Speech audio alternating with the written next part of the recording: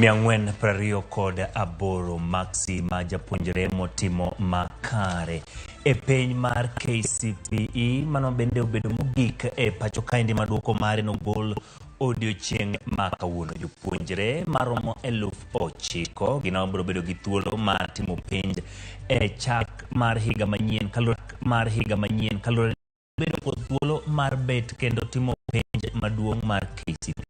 Yuako kuom jonyuol ni yore oro duoko odiochieng' ma kawuono ne obedo kod ng'ukni, mor kod ilo okwako skunde mathoth kod jonyuol gi jopuonje kalore kod duoko mar KCPE mogol odiochieng' ma kawuono. Magi to kod mamoko mathoth. Magi weche momeo pek.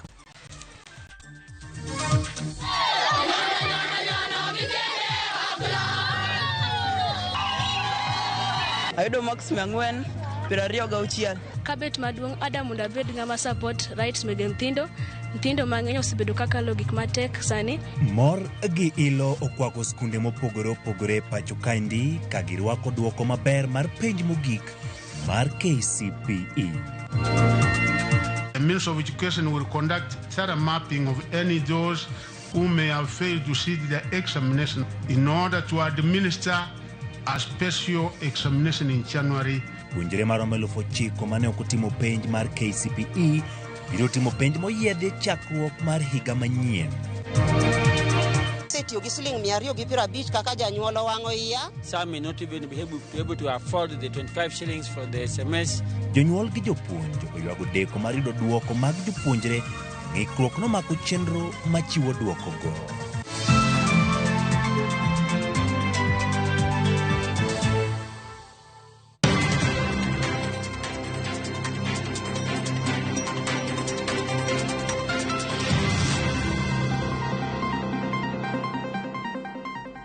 Nyakwaro magiro kamano kuom Ramogi Tv sadek marutieno mondo miyud weche manyien mago mosetimore pacho kaendi pinje maoko. Ka layo matudruok pod na 36000 achiel kachiel yudowa YouTube, Twitter kaachiel kod Facebook page mar Ramogi TV. In gi thuolo mar orona ote kendi nyisa duoko mar skul kata jago motimo makare e penj mar KCPE kare nyathini no to kod duoko mar obedo gi thuolo mar somo mondo mi wamigi puocha kod pak. Nyinga Ochieng' Emmanuel, jaloko marwa en Belinda Dhiambo, bed kode chakruok nyaka giko. Kawa chako eni mor gi ilo nokwako gwenge mopogore opogore pacho kaendi ka migawo mar somo nogolo duoko mogik mar penj mar klas 8 KCPE. Ne en mor ma iye olungore ne anyuola mar Charles Muturi Warutere mar Riara Springs manobedo jaloch kod max 428 e penj ma higani. Lwasi ne chalre bende skul primar mar Rai Kanyaika e kaunti ma Kisumu. Tok Felix Ochola yudo max 426. Kaka Simfros Okinda leronwa Lox Ponde kod Josephine Jos magin jolendo ma TV mar Ramogi bende norienyi penjgo. Kaka nyalore chutho lai machon mar somo mar 844 skul primar. Mana kaka pile kor lwasi nopongi ilo mar joloch. Jopuonj kod jonyuol no bago nyasi mar nyiso mor margi kalore kod kaka jopuonjre notimo maber e penj maduong' ma higani. Charles Karimi Warutere mane somo e skul primar mar Riara Springs Nairobi e japuonjre mokwongo e penj mar KCPE ma higani gi max 428. Warutere manobuok winjo ni ene japuonjre mokwongo e pacho kama ngima oduoko erokamano ne jonyuol kod jopuonj kuom duoko maber. For me, I was okay now. I've just had for 28 and I found that was the highest. I was for first I never believed what happened, what my parents were saying. But then later on, after I saw the marks, I decided I said that God has helped me, and as the God has helped me, God can help many other students. The coming CBC. Jopuonje mag Charles opako luoro ma en godo kod tich matek manokete sombe. Nen self-driven, nen gi intrinsic motivation, nen nyathi mokinyal dhiro, nen gi luor mang'eny kendo notiyo matek. E kaunti ma Kisumu, skul primar mar Rai Kanyaika imogolo japuonjre motimo maber. Felix Ochola oyudo max 426. Wakwonga agone Nyasaye erokamano kuom konya. Agone nyako jopuonjwa erokamano kuom kony ma gisekonyago machopo kae. Awinjo kamor ahinya. Maxi Machal kod Hadija Yunis masome skund primar mar Light Academy County ma Mombasa. Jeremy Rotich bende noyotimo maber e penj ma higani kane oyudo maksi 424. Mana kaka pile, skund primar mar Lakewood Schools Nairobi ne ok orem chopo e listi mar skunde motimo maber e penj mar KCPE. Kuom nyithindo 300 gi wiye manotimo penjni, mahingo nyithindo 20 noyudo maksi 400 kadhi nyime. Sunday Hamalawa e japuonjre mokwongo kod maksi 421 kiluwe machiegni kod Odhiambo Ronald Otieno moyudo maksi 420. I have had stories of children who passed in the KCP, but they changed their morals and afterwards they ruined their lives. And I've also been told of stories of pupils who did not pass in the KCP, but because of their upright morals, they excelled in life. So I would tell them to walk an upright path. Ronald nikod geno mar dhi skund sekondar ma Mangu kaka konyo chopo kare lek manergi ne nigodo. First choice of school was Mangu High because that's where my uncle once told me that he wanted to join that school, but due to some other circumstances he couldn't make it, so he wanted me to be the first person to join that school in our family. Anyuola mar Ramogi TV bende chiwo puoch gi pak ne jolendo magwa Josephine Joka kod nyawa Sponde ma bende oyenye penjgi. Josephine oyudo maksi 414 ka Lox oyudo maksi 387. Kakoro piny Kenya loko toke ne penj maduong' mar KCPE. Jopuonjre motimo penj mar KCPE gani ma bende osetime pacho ka kuom thuolo mar higni 38 biro dong' e historia kaka jopuonjre ma bende oloro lai mar somo mar 844 ka giyawo ni lai manyien e skunde mag primar mano mar CBC. Ne TV mar Ramogi kowuok e skul mar Yara Springs, Nairobi, nyinga Simfros Okinda. Mahingo jopuonjre 9,000 mane okosetimo penj mar KCPE higani dhi mi penj moyiedhi kochopo dwe mar achiel higa manyien. Jatend migawo mar somo Ezekiel Machogu yango ni maromo jopuonjre 9,354 idhi ne otimo penj kendo piny owacho oseketo okenge mar chopo chenro kare. Machogu ne lose kinde golo duoko mag penjgo bende okoni chenro mar keto jopuonjre go e skunde sekondar chakore ayanga juma manyien wuok tich. Judith Omondi nigi mathoth. Bang' duoko mag penj mar klas 8, chenro mar 844 orumo. Kata kamano, yangore ni nitie jopuonjre ma kwan gi romo 9,354 manyicha ok otimo penj, ma kwan ma opogore kod kwan mar jopuonjre 205 manyicha ok ondikore kaka jotim penj, mak mana ni ne omigi penj bang'e. Jopuonjre mane ondikore higani ne gin 1.4 ne penj mag KCPE. Kata kamano, fungruok nyalo neno ne jopuonjre 9 gi bang' jatend migawo mar somo Ezekiel Machogu koni in kod loso kaka jopuonjre go biro chak higa manyien mondo kik japuonjre moro amora dong' chien. The Minister of Education will conduct thorough mapping of any those who may have failed to sit the examination of this year in order to administer a special examination in January 2023. The indicative figure we have at the moment for those who were not able to sit the examination is 9,354 candidates, and we have given the opportunity to sit for an examination in January so that they can also be able to join Form 1. Jopuonjre ma ogol duoko gi odiochieng' ma kawuono ibiro chak chenro mar keto gi e skunde sekondar chakre wuok tich tarik 27 dwe ni mar 11. Bang' jumbe 2, chenro no biro bedo ka oserumo kendo piny owacho singo ne jopuonjre go ni gibiro ng'eyo skunde kapok gidhi e skuku mar Christmas. Already the ministry has developed a fair and transparent system for Form 1 placement that will ensure national, regional, and socio-economic balance is achieved. The placement process will start on Monday, the 27th November 2023, and conclude within a period of 2 weeks.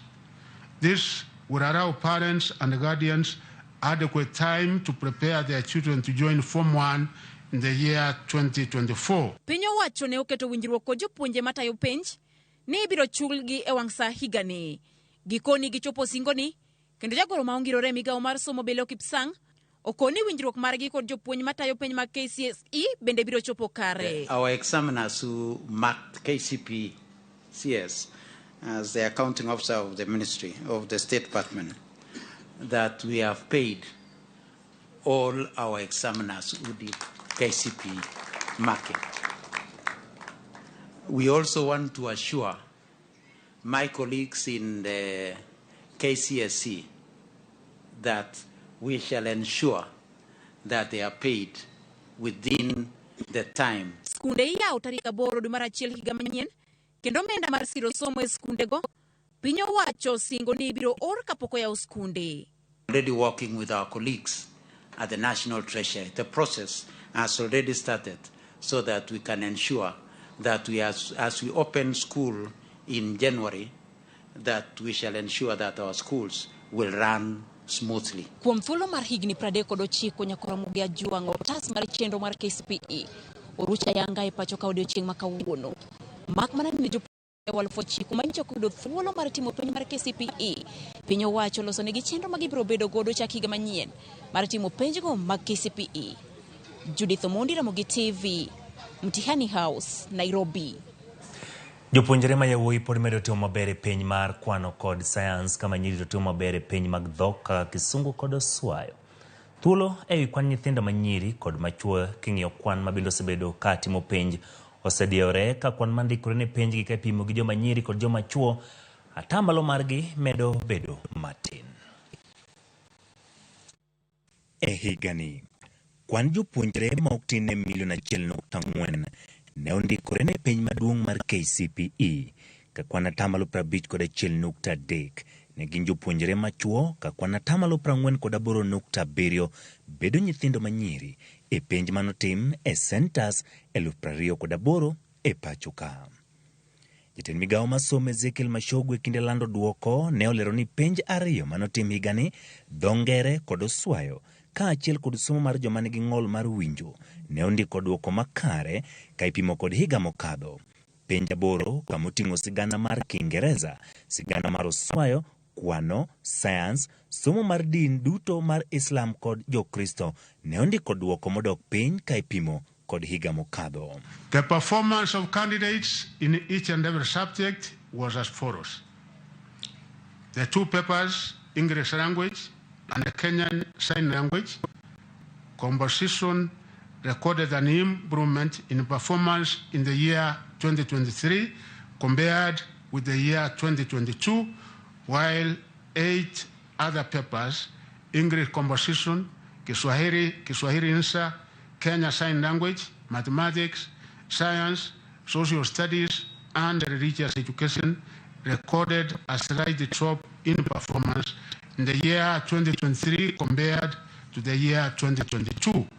Machogu bendo yango ni jopuonjre manyiri kaka higa mokadho ne otimo maber e penj mar dhok kaka dho ngere kod Oswayo ka jopuonjre machuo timo makare e penj mag kwano, science kod social studies. In terms of gender, the performance of male and female candidates was comparable in social studies and religious education. However, female candidates performed slightly better than their male counterparts in the English language, Kiswahili, and the Kenya Sign Language. Male candidates performed slightly better than their female counterparts in mathematics and sciences.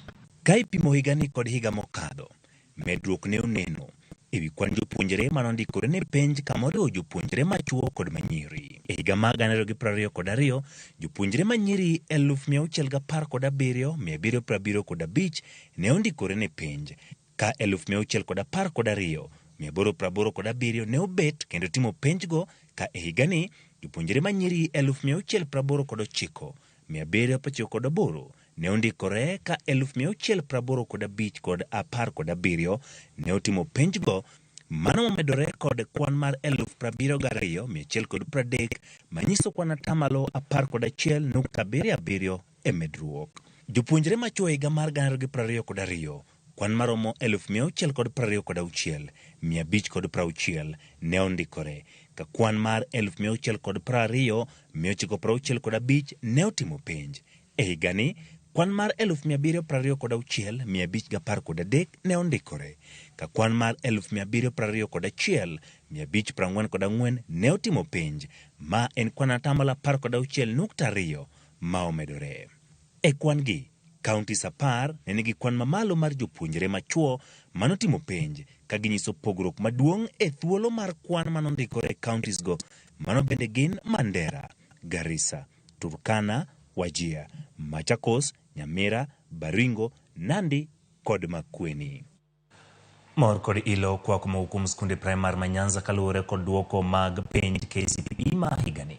Millicent Adhiambo miroler mathoth kaka duoko no norwake skunde mopogore gwenge mag Nyanza.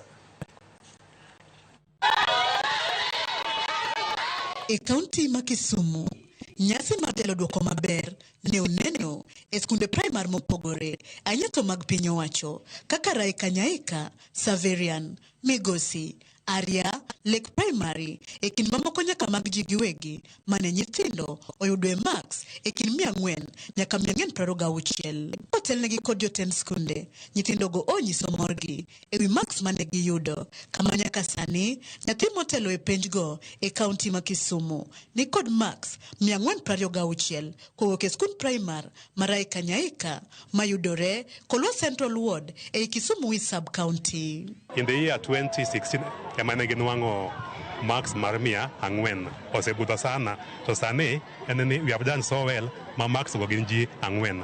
Tangini moko bende podi nyalo biro kech podi wangi o Max ko podi. Ayudo Max Angwen, pirario gauchiel. Mokwongo agone Nyasaye erokamano kuom konya. Agone nyako jopuonj erokamano. Awinjo kamor ahinya. Agombo somo e skul mar Stare Boys, to agombo bet engineer. So far, the achievement is 407 marks. To get a few more above 390.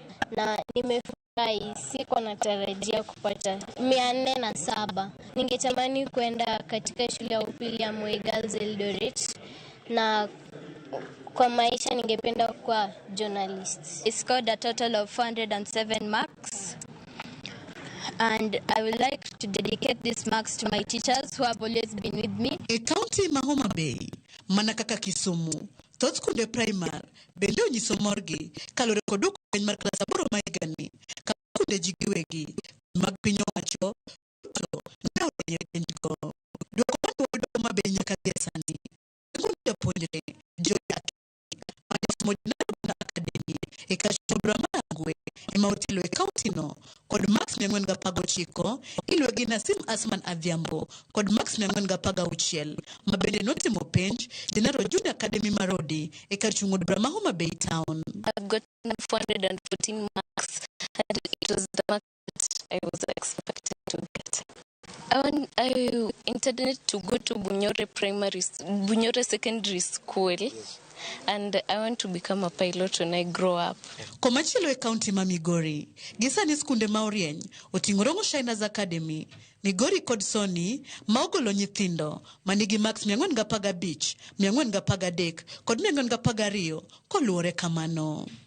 E kaunti ma Kisii, skunde mag ji giwegi ema orieny e penj ma KCPE ma higani bang' skund primar ma Imperial Academy bolo nyithindo 2 mani kod max 423 moro ka moro, kuma bende skunde kaka Maxwell Academy, Precious Hope, AIC kod St. Green Hill e moko kuom skunde ma bende otimo maber. Scored 423 marks.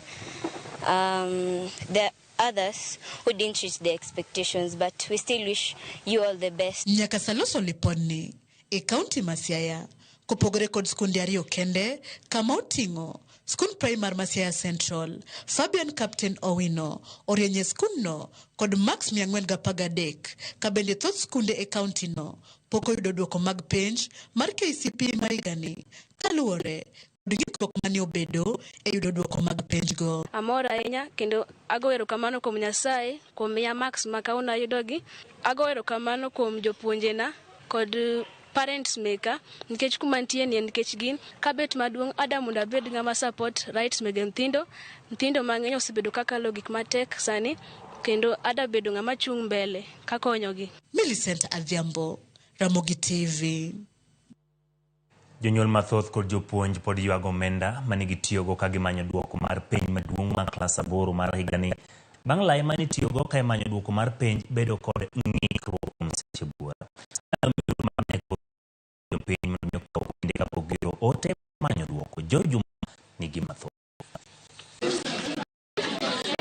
Kaluwore mane ogol kod migawo mar somo odiechieng' manyoro ni duoko mar penj mar klas 8 igolo kawuono, duoko ma bende ne olandi kod jatend migawono Masom Ezekiel Machogu, jonyuol, jopuonj kaachiel kod jopuonjre ne oketo ikruok machon ka girito duoko. Moko ne rito ka chunygi goyo kibikibi, kama moko bende ne ntiere kod geno mathoth. Sisi kama wazazi tumekuwa na changamoto sana, tumbo joto kila wakati, tumekuwa na kijibaridi. Wengi wametuma mara kadhaa na kulalamikia pengine hela zao.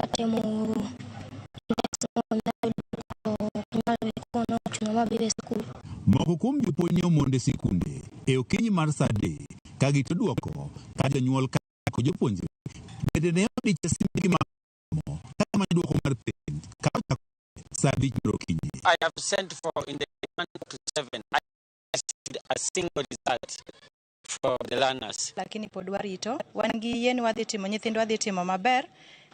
Skundni wasebedo gi geno kendo kuom yie marwa wang'eni gidhi timo maber kabisa. Kar saboro mar odiochieng', thoth sikunde mane oriko seoro ote machuok mar manyo duoko ka okalo kuom lai manochiw kod migawo mar somo ne pok oyudo duoko.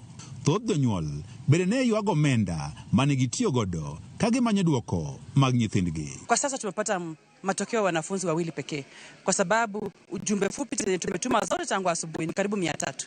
Lakini zote hazijazalisha matunda. Setiyo gi siling 250 kaka janyuol wang'o iya gi maisha mateke Kenya ka siling 250 iore ka wayudo duoko sani godhiambo. Koro kaber to giduoknwa pesawa mane gikawo siling 250 no. Sikunde mathoth ne chalo gunda nikech jopuonj kaachiel kod jopuonjre ok ne ochopo e sikunde kata mana ranyisi mar mor kaka ne obedo kinde mokalo bende ne tin e sikunde.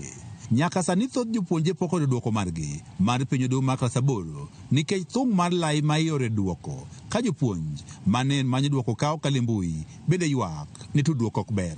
Imetubidi tuende mpaka online. Tumeenda kwa internet kuweza kutafuta haya matokeo, ndio tumepata wanafunzi wawili, mmoja 404 na Alvin Momani 416. Duolno mar nek norote ne joma temo manyo duoko kowacho ni biro nyisgi sama chenrono biro dok makare.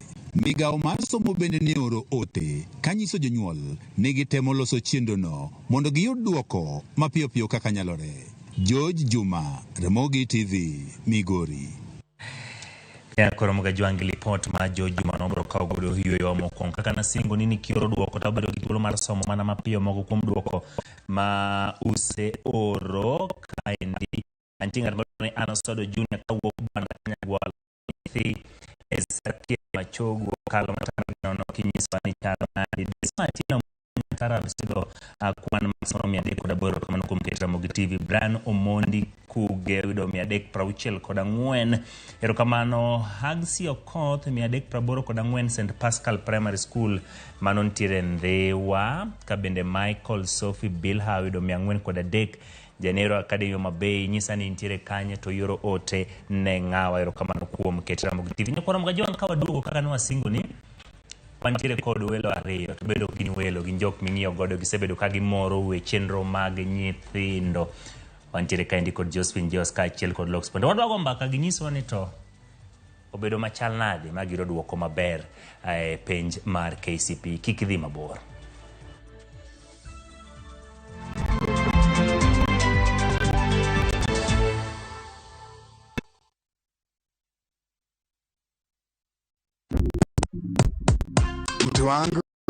Imagine could owe 1,000 ways on shabiki.com. Usimiss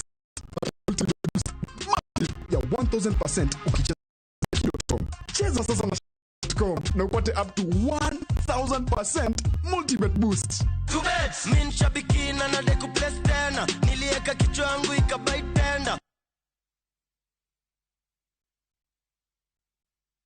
Life is too short to postpone your dreams. That's why View Travel offers you a worry-free holiday plan that lets you travel now and pay later. You don't have to wait for better times to enjoy a well-deserved break. We can help you make your travel dreams come true. Whatever you choose, View Travel is here for you. And a Christmassy leap next year, na View Travel. Call 0703-254-254 or book online www.viewtravel.com. Doors should not hold out opportunities. Those are the gateways to progress. The ones that hold ideas, ones that hold the key to equality. Let's take those to places where there are none and bridge the distance by connecting the past to the future. Let's open big doors and small ones.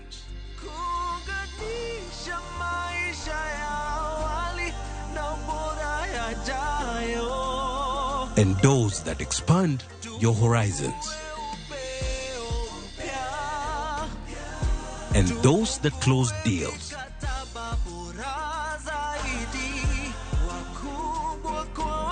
Let's open big doors that harbor progress in all the places that we are, at all times that we can, for as long as we can.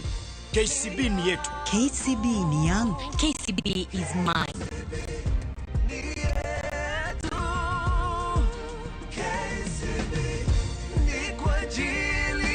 KCB ni yetu. For people, for better.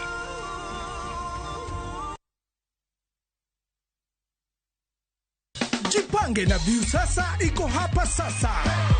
Jishindie maelfu ya pesa kila siku kwa kutazama content kupitia View sasa kwa shilingi 50 pekee. Kuna mshindi wa shilingi 1,100 kila siku, 1,500 kila wiki na mshindi wa grand prize ya shilingi milioni 3 cash money. Kushiriki, piga *487*3#. Chagua Jipange na View sasa. Kisha chagua video package, ujipatie points na uongeze uwezekano wako wa kushinda mamilioni. Hakuna kudownload au kusubscribe.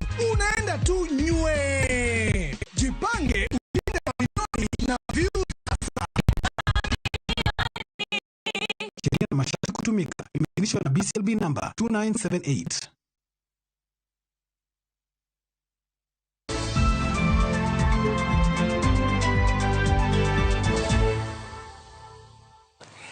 Ramogi wadhi nyime kod weche manyien kinde ma jopiny pod medo bago nyasi wi duoko mag penje kor gwenge ma pacho kaindi. Familia more kar dak ma Kawangware boma ma Nairobi opong' gi mor ka gidhialo miyo moro ma nyathine manochako kendo tigo kit somo mar 844 mano KCPE kaka Andrew Ndego leronwa. Mary Muluka en achiel kuom ji manochako kit somo mar 844 higa mag 1985 e kinde ma nyathine Precious Rosa ororo chenro mar KCPE higani. E kinde limbe marwa e gwenge mag Kawangware ka otenore gi lwasi mag nyasi e wi duoko mag penj klas 8 ma ochiw gi jatend migao mar somo Ezekiel Mashoguo. Warado gi Mary Muluka gi nyathine Precious Rosa manoyudo maksi 382 kendo nyiso mor margi e ndiko historia makama. I was shocked because I expected something lower, because according to how I felt, nervousness and anxiety, it just, so my results, I was very, very happy with myself and I was pleased. And I'm so proud of my girl. Mor margi karakamano imedo gi lipot mayango ni gindiko historia pachoka. Wira ni gibedo jogo mane ochako kendo loro kit somo mar 844. You can't imagine your mother being the first one to do KCP and you're closing a chapter. It's really amazing, to be honest. I feel so happy that Precious and I, we are a mark of history in Kenya. Mary paro moko kuom achiedhnade mane gikalo e kinde chako kit somo mar 844 pachoka. Class 6 actually. Second time we were told that the following year we were not going to register, but we were going to class 8, which was something so, it was out of the norm. Gichiwo pachgi wi kit somo machon ma ikawo kare gi kit somo manyasani mar CBC. We were doing even home science the way the CBC are doing. We were doing art and craft. We were doing music. So had the real vision been carried on, it would have been academic plus co-curricular, the way they were running together.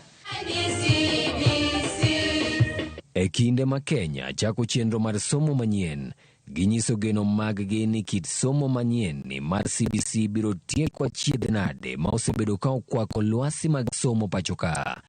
Kata obedo ni Mary ne okadho imidhiero e chakruok mar kit somo mar 8-4 somor mar wikadho mar nyathini.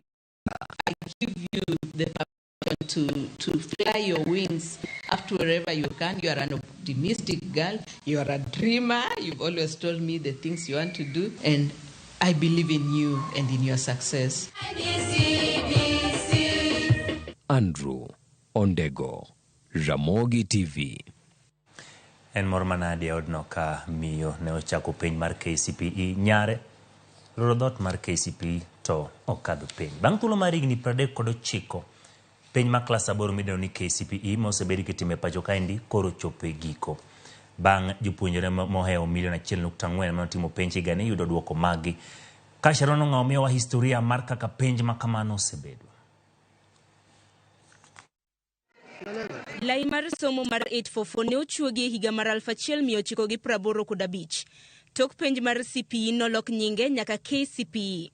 E higa nogono, emane lot mag jopuonjre mokwongo mag KCPE ne otime penj. Since 1985, 39 cohorts have sat the KCPE examination, with 2 major reviews being made on the assessment tools and the awarding criteria. The KCPE examination has been offered to over 26 million candidates in the last 39 years. Lai mar somo mar 844 nokaw kar lai mar somo mananitiere mar 7-4-3 mane osebedo katiyo nyaka ne piny Kenya yud loch kowuok e lwet wagunda e higa mar 1963.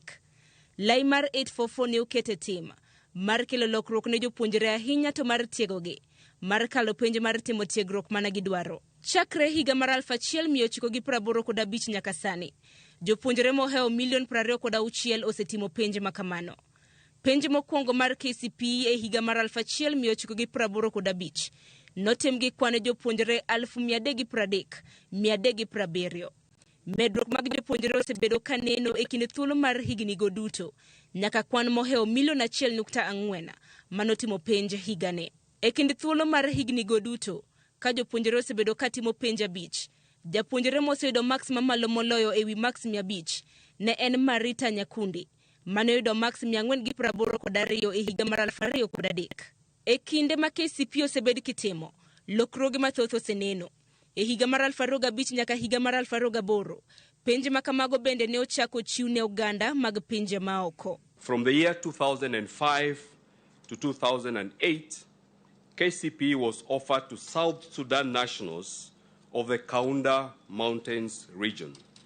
In total, 103,000 non-citizens have been certified after sitting the KCPE examination. Lokruok machielo maduong' ne oneno e higa mar 2015 bang' duol mochung' ne penj NEC nothicho oko chenro mar lando nyinge jopuonjre gi skunde motimo maber e penj.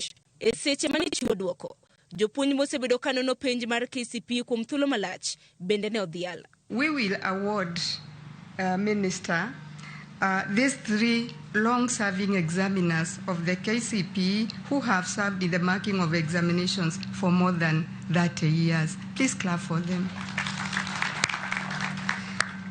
Jatend migao mar somo Ezekiel Machogu bende notiyo gi thuolo mar pako jotend migepe mokalo e migao mar somo. A candidate who sat the KCPE examination in 1985 at the age of 14 is now aged 53 years old. So like withdraw Aringo, who released the first KCPE examination results, I also feel privileged to be the one at the apex of the transition point from the KCPE examination to the Kenya Primary School examination assessment, which has been conducted in 2023 for only the 2nd year. The 4 presidents of Kenya, whose governments steer the implementation of the KCPE examinations and equipped schools successfully to ensure quality products came out of our standard 8 national examinations. Ne wayudo thuolo mar loso gi moko kuom jopuonje mosebedo kanono penj mar KCPE kuom thuolo malach. asebedo ka puonjo English, asebedo ka mark composition for a long time since 1995. Koro marking yosemia bedo gi, at least I have that antiere gi mijingo mar puonjo English. Osemia bedo gi nyithindo mana puonjo, nitiere moko moseyudo 99, nitiere moko moseyudo 98 nikech experience masebedo ga kuom marking composition. Asepuonjo e skul mar jogo mokwinji kuom higni 33 since 1989 nyaka sani. To wachako mako papers mag nyithindo mokwinji English composition 2008 nyaka sani.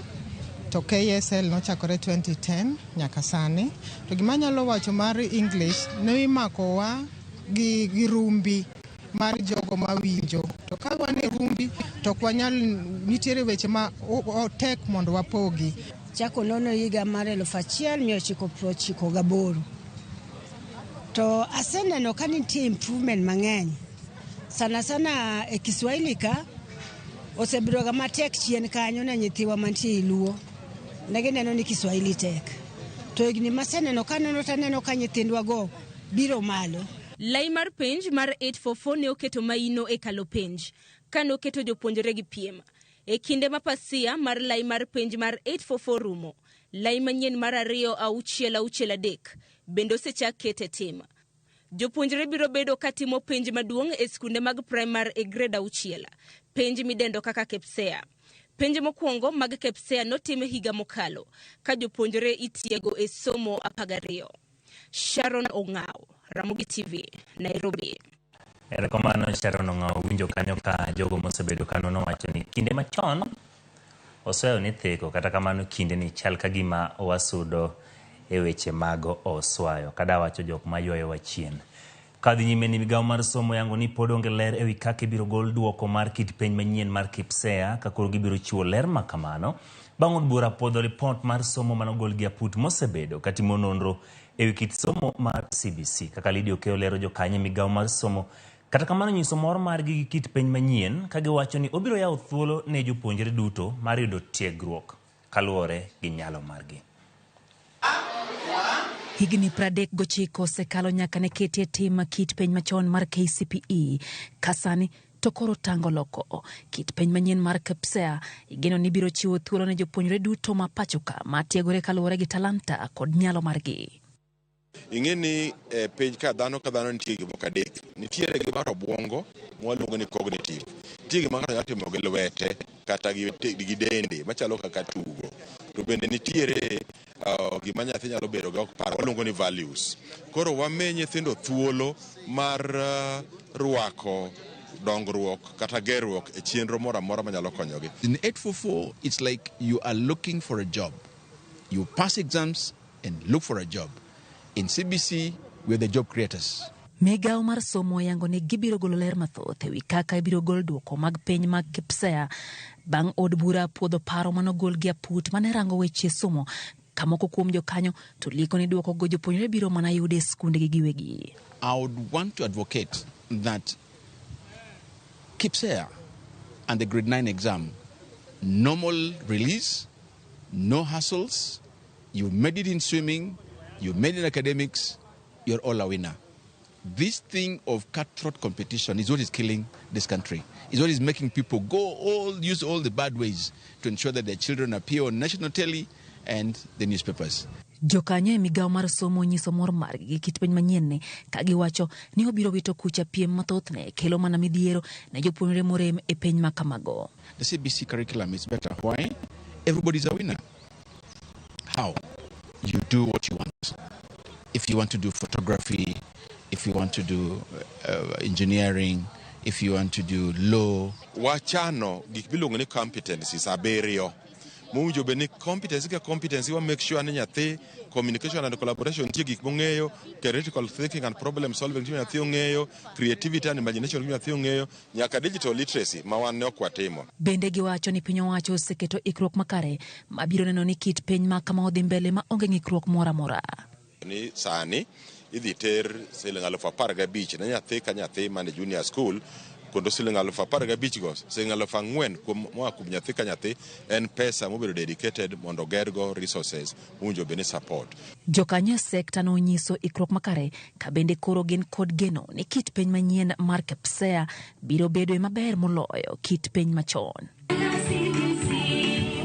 Kwa jonyuol, jopuonj kod jokanyo mondo chiw sir makare ne jopuonjre maneno ni kit somo ni ok obedo gi ng'ikruok moro amora e pacho kae. Lydia Okay, Ramogi TV, Nairobi. Ramogi kaka ne wasingo ni kanyo ni wabiro bedo ka watwa kod ji ariyo. Magi na chiel kuom weche mag tayo chenro mag Ramogi TV.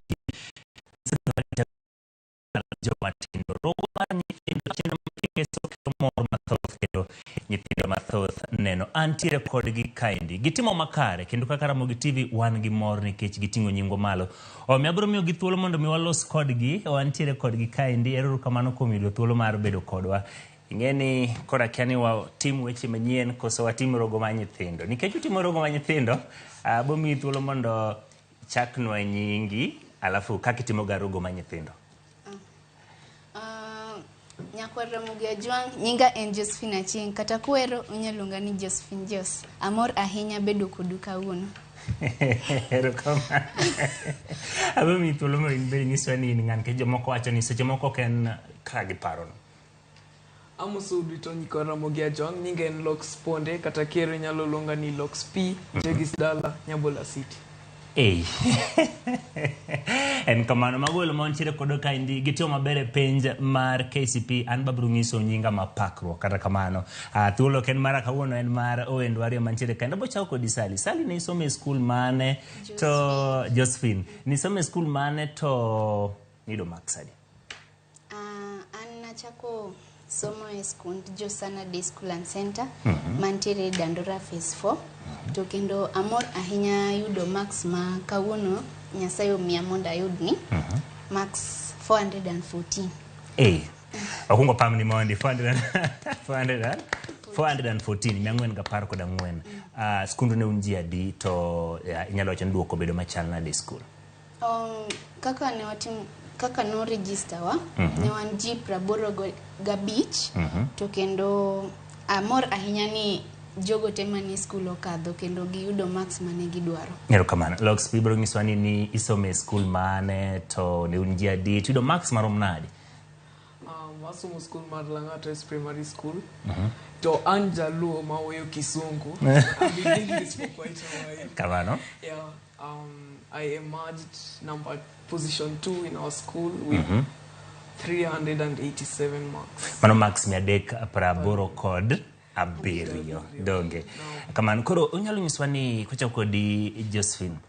Somo mane ineno ka pek ahinya nikech ng'eni duoko biro tang'eni ringi dhi ng'iyo duoko kacha. Mane wacho nyalo bedo ni oduodo tindi matin kata kamano duoko makare. Kata kamano an nang'ega ni Kisungu ema chanda matin.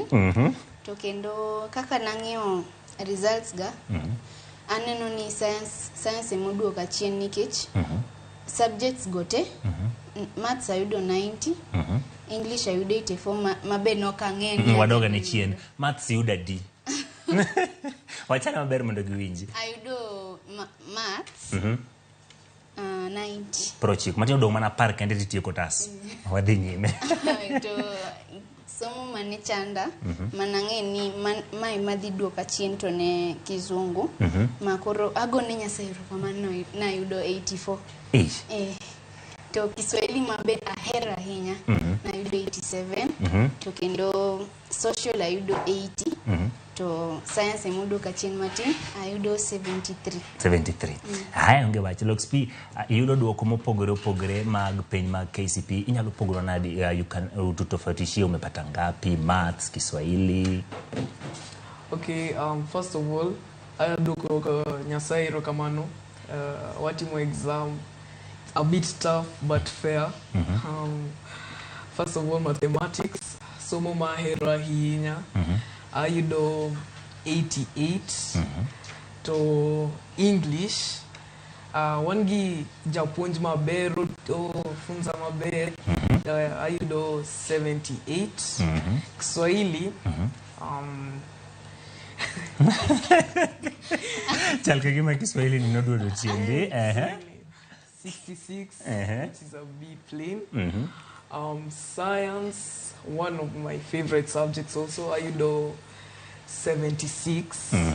And social studies, who is also the teacher of English, Ayudo 78. Nyalo wacho no timo maber nikech thoth ji gin mago bende geno duoko mopogore opogore to duoko ma kamane mwedo kwachako kodi Josephine idwaro bedo ang'o bang' kiseyudo gigi te gik mane hero gi ka gima ne wacho ni luore mikale iparo dwaro timo ang'o mbele kae to skul mane midwa dhiye? Mokwongo adwa cho skul madwa dhiye. Adwa dream school na en Butere Girls mantiere Kakamega. Kamano. To kendo kanyo ka dhiye pod abo bedo gi lek mar bedo mar tiyo tich mitiyoni. Matieni koro idwa bet kama beteni. Dong wanyalo loko ka mondi bibed ka mondo an bed kanyo mondi bed matieni idwa bedo jafwambo mondi be chiemo di bed kinyalo somo ne ji weche manyien. Ero kama look speak. Okay, I cannot say what I want to be when I grow up. I can say I desire to be something. Nike chokangeo kum nyasai okay to mari beleni. So I desire to be a computer programmer and Somo School Mar Lenana, which is a national school. Kamano. Now. Ero kamano. Koro Sally, inyalo wachangone Josephine, inyalo wachangone jogo ma paro ni nyithindo matindo mabede dwaro mondo mi otimbre nadi o so matek obed kaka nikech sani ka gineni isebedo kelne gi chendo ma nyithindo kendo sani Nyasaye otimo ni makare yudo duoko makare nyalo nyiso gi nang'o jogo mabende notimo maber jogo moko timo makare gi jogo madwaro mondo mi gin bende gibi gitim makare kaka itimo. Ne jogo ma oyudo max machal gi marani poch gi pak to kendo meduru tekono to jogo moko oyudo max mane gidwaro pod wan gi seche to kendo inyalo tiyo matek e subject milware cha to kendo jogo mabo gombo bedo kaka wan mwakadho wan gi locks to ajiwonia kikuninde book to kendo bugni bugego ema nyalo konyi mondo gig kama gikeni. Advice ne jok ma bende neni sani nyithindo matindo madwaro bedo kaka in gin be gombo kadho penj mose kadho gimore nyalo wacho ne ginao? Yeah, although the CBC curriculum has taken over, I believe it would be good for us all not to sleep on the books but to use them and make our future brighter. To Nyasaye udhitimo mang'eny kama ukijisaidia Nyasaye udhitimo mang'eny. Kamano. Aito koro Josephine kabatieko. Inyalo wacho ni jomage manomiyo yudo duoko machal kama mano siri jok mano konyi e chenro ni duto mondo mi duoko mayudo.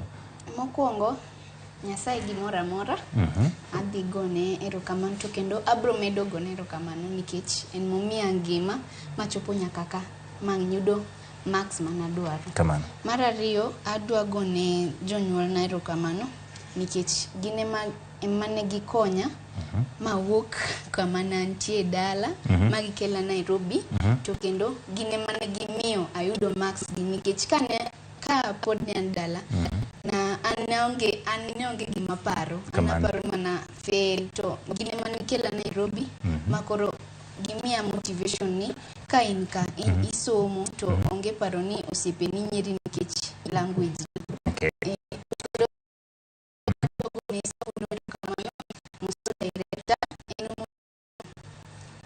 Tekono onyisani kata osiepe ni nyeri ni iwuoyo Kiswahili mwa mchalo majodala to ito timatek to ang'eni ibo kalo to ka iyudo 400 I'm sure ni ibo yudo sponsorship to kendo ibo yudo tich mane dwaro to kendo gigote otimre mana kaka wacho.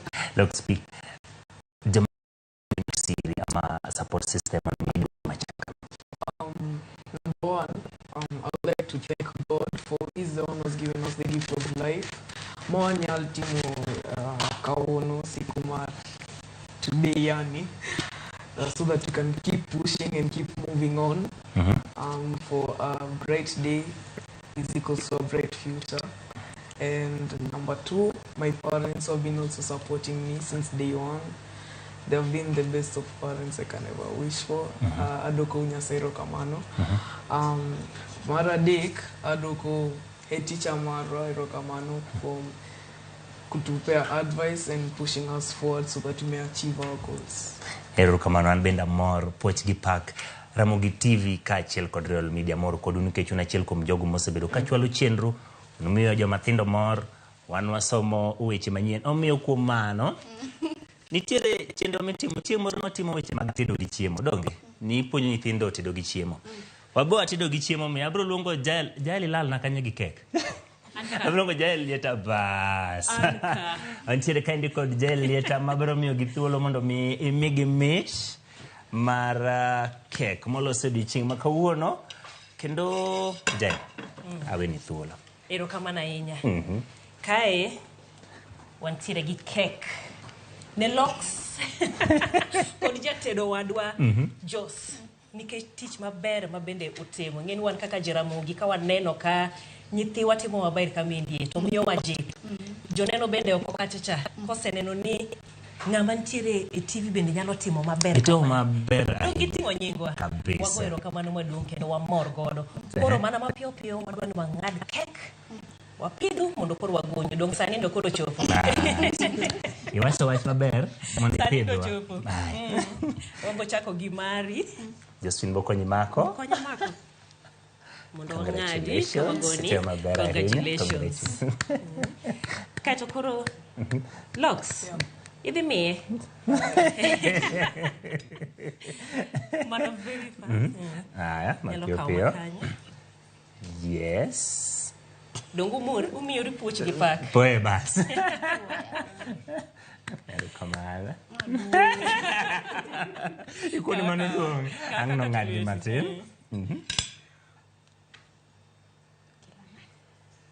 Jo so winjo benin mi pidhi bas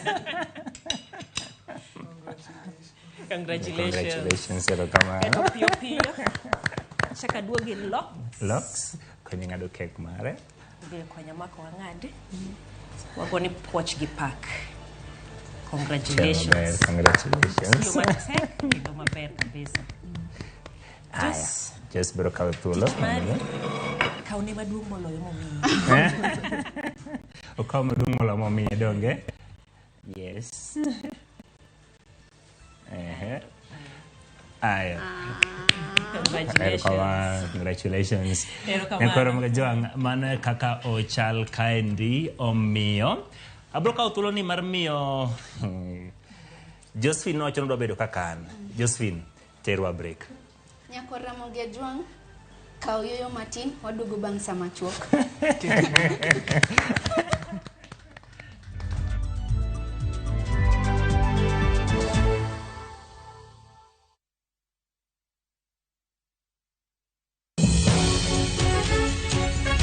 I got my cancer when I was 16. I explained to the doctors, they told me that it's just adolescence, I'm just maturing. We see cancer even in one-day-old babies. Ang'o makelo cancer? To be thieth mare nitie. 50% of cancer treatment is information. To e okang' mane? The doctor tells you go and look for $1 million. You have no choice. Be in jatuo mar cancer kata jatuo mane otony e thieth mar cancer. My hair has gone, my nails, even the feet, they are all black. Cancer e kuku mar wach. Dweni achiel kachiel e Ramogi TV. Tich adek tarik 29 dwe mar 11 higa mar 2023. Kik bai. Next on Shambala Wanyama. Amjapanda ndege kwa sababu hamkunyoli wote. You live a sad, pathetic life. Between food and tithe, which is more essential. Hana, what your husband did is illegal. The bishops are ganging up against you. Sisi sio kama serikali. Mungu aongezangi ushuru. Shambala Wanyama. New episodes available every Saturday, only on View Sasa.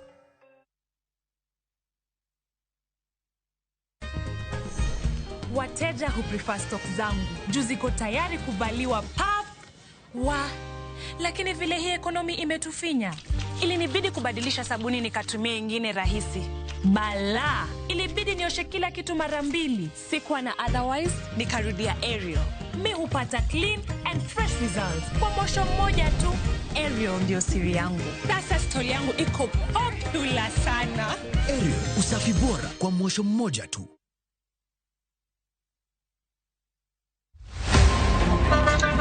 Baya, tuanze kulipa kadi sasa. Na kadi ni cashless. Umesema tunaweka pale? Na kwa ile namba. Mimi niko na cash. Nisaidie hiyo do na namba yako ya simu. Na kusort. Hebu nishow your process.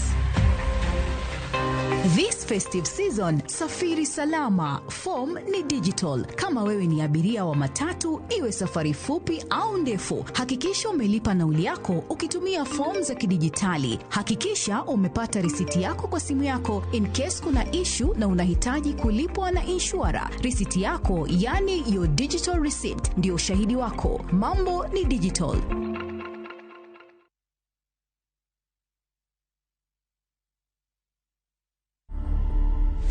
Explain the justification for the continued use of corporal punishment. I think my life has been very colorful, lots of twists and turns, nothing that I've ever expected. I never expected to go blind, to be honest, when I was young. When I was a teenager, I never expected to work at the BBC in the UK. I never expected to become, a nationally acclaimed, award-winning singer, songwriter. And I never expected to become a politician. That's when I went to an ophthalmologist, and then they told me something is wrong. It's not natural how your eyesight is declining year in, year out. So they did some tests. After a few tests, then I was diagnosed officially with glaucoma. I'm a level up a building. The water don't need to look for waves.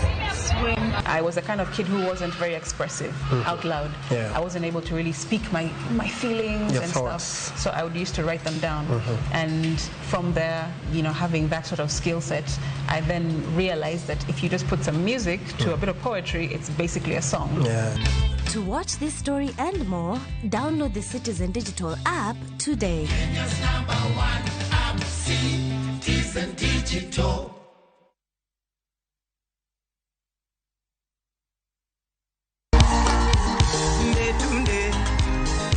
E kinde nyasi mar dhialo, rwako igario kaka Ramogi TV. Waiko ne budho maliet e Mbita Town Market, tarik 1 dwe mar 12.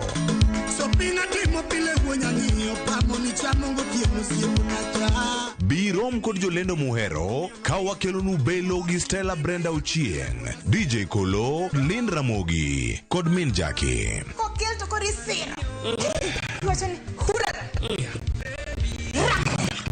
Wabo bedo gi jothumbe kaka Jagolo mari Katalanta. Chakre saboro, nyaka saparo dhiambo. Maliet, maduong. Happy birthday Ramogi TV.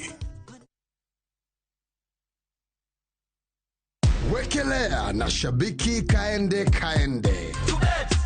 Uko fiti? Niko bie. Unasikiaje? Fiti sana. Kabisa. Nimebambika mbaya. Jina ni Aaron Mongai Mudhoni. Mimi naishi Milango, nafanya kazi ya gas. Ulijuaje kuhusu shabiki? TV. Ulicheki tu kwa Mbulu? Ni watu wakikula nikashinda kweli watu wanakula. Mbona mimi nisikule? Ulipigiwa hii simu ukiwa wapi? Nilikuwa tu kwa job. Nilikuwa nimebambika mbaya, nilishinda niambie nani. Umetry mara ngapi? Nimetry mara kadhaa. Hii wiki ndo nimetry mara 3, moja ikaingiana. Nilicheza na Utopic. Niliekea KJP kwa 29063. Okay. Hii pesa hii ananibaituka Mogonda hivi. Oya, kitu ni real. Kaende. Wekelea na 50 bob pekee for a chance ya kuomoka na 500k. Lazima kaende, yende kila wiki. Play responsibly. Betting can be addictive. Not recommended for the persons under the age of 18. Authorized by BCLB number 587.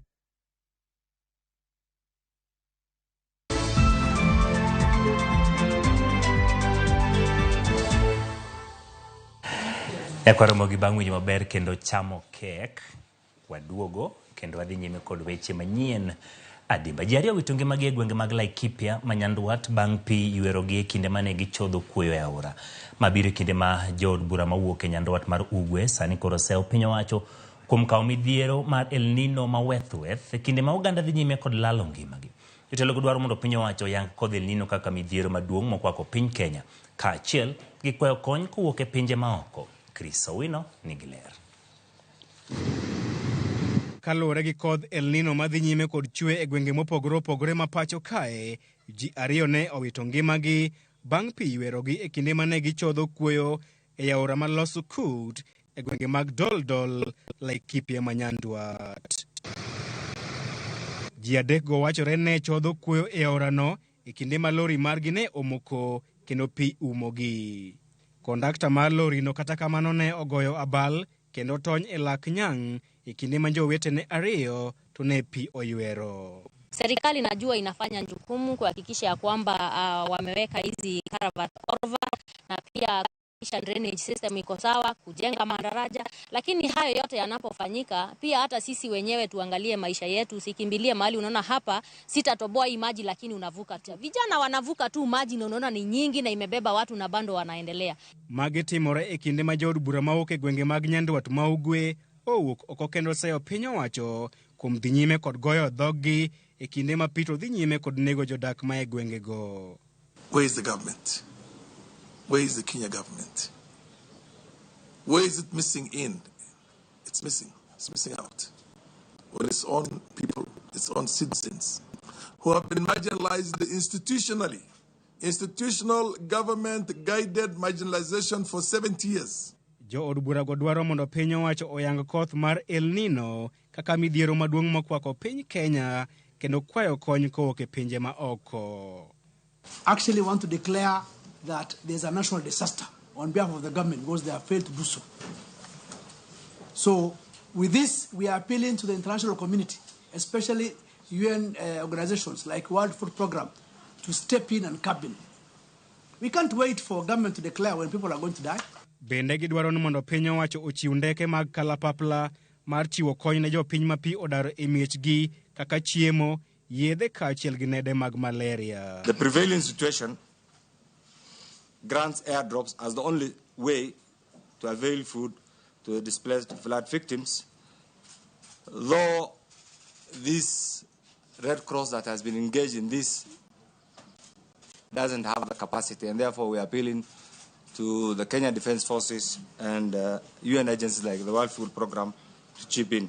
Jotelo go seyo piny owacho kuom bolore tenge kendo weyo ting' makamano e lwet sirikal mag counties magiwacho ni onge kod nyalo mar kedo aching' kod midhiero mag El Nino. Geno mar jopiny en ni piny owacho mamalo kod mago mag counties biro weyo goyo karata kod ngima jopiny kendo tieko ywarruok mane kindgi mapiyo mar reso oganda makalo e midhiero mag El Nino. Chris Owino, Ramogi TV, Nairobi.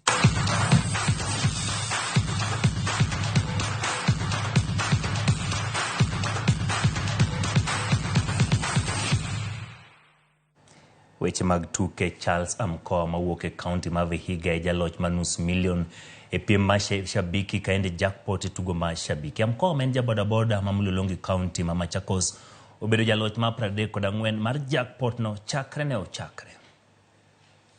Nikaandika 290063 account ni KJP. Okay. Kaende jackpot. Ya, ndio hiyo ndio nilifanya hivyo. Nikaweka 100, mara pili nikaweka 150 na nikanyamaza hivyo. Monday jioni nikiwa naenda kuchomewa supu pale. Nikajipata kuna message imekuja, congratulations, you have won 500,000. Nataka niongeze bike moja na ingine niweke biashara fulani hapo. Na siku ashaniambia mimi napatishanga kucheza. Ambia wewe patisha tu, sikutawini hata mimi nitaamini. Sasa sasa hii nimeamini. Sasa tumeshukuru vile umezawadi huyo mwenzetu, lakini na sisi pia tutatia bidii. Kama unaona bet inaenda kuchomeka, kuna option ya kucash out, una cash out yako inakuwa iko sawa. Tuko na kitu mpya tumeleta kwenye Shabiki, inaitwa Shabiki Casino, ambapo watu wanashinda up to 300 million monthly. So unachohitaji kufanya ni kuregister kwenye www.shabiki.com, deposit, start winning.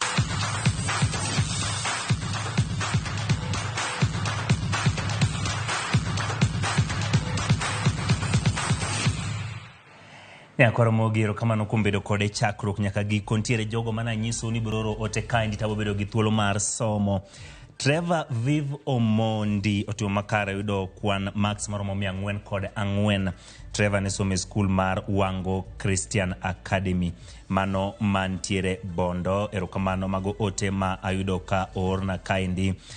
Puoch gi pak ne Aram Gracious Academy, puoch ne nyithindo, jonyuol, jopuonj gi directors mage James Odhiambo Munda kod Beatrice Odhiambo Munda gi timo makare e penj mano maduong'. Erokamano kuom ote machal kamano. Mago jogo maloso kodwa e namba mar 3-6-6-0. Wantiere kanyo kod Sister Beatrice Vera, mano japuonj maduong' mar skul mar Loak Girls Boarding Primary. Ndiko kaindi ni gitimo makare. Nyathi mokwongo yudo max 418. Nyithindo moro ma 17 yudo max moingo 100.